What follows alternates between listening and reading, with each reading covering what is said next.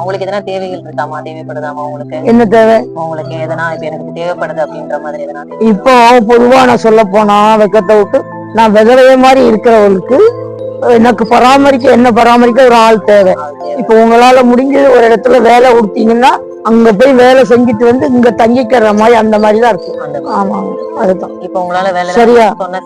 வேலை செய்ய முடியும். வேலை செஞ்சுட்டு இங்க வந்து தங்கிக்கிற மாதிரி. வேலை செய்யற எந்த இடமா இருந்தாலும் தங்கத்துக்கு இட வசதி கிடையாது, கொடுக்க மாட்டாங்கல்ல. இந்தியாவில் தினமும் 67,385 குழந்தைகள் பிறக்கின்றனர். இதில் பல குழந்தைகள் ஆதரவற்றவர்களே. நாம் ஆதரிப்போம் என்ற நம்பிக்கையில்தான் ஆதரவற்றவர்கள் பிறக்கிறார்கள். நாம் ஆதரிப்போம் என்ற நம்பிக்கையில்தான் தேவனும் அப்படிப்பட்டவர்களை பிறக்க அனுமதிக்கிறார்.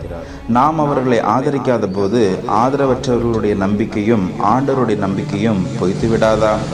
ஆதரவற்றவர்களுக்கு கொடுப்பதால் நீங்கள் ஆதரவற்றவர்களாய் மாறிவிடுவதில்லை. நீங்கள் கொடுக்கும் ₹1 கூட ஆதரவற்றவர்களுக்கு உணவாய் மாறும். ஆதரவற்றவர்களுக்கு கொடுப்பதென்பது இழப்பதல்ல, அது எதிர்கால சேமிப்பு. ஆதரவற்றவர்களுக்கு கொடுப்பதென்பது இழப்பதல்ல, அது எதிர்கால சேமிப்பு.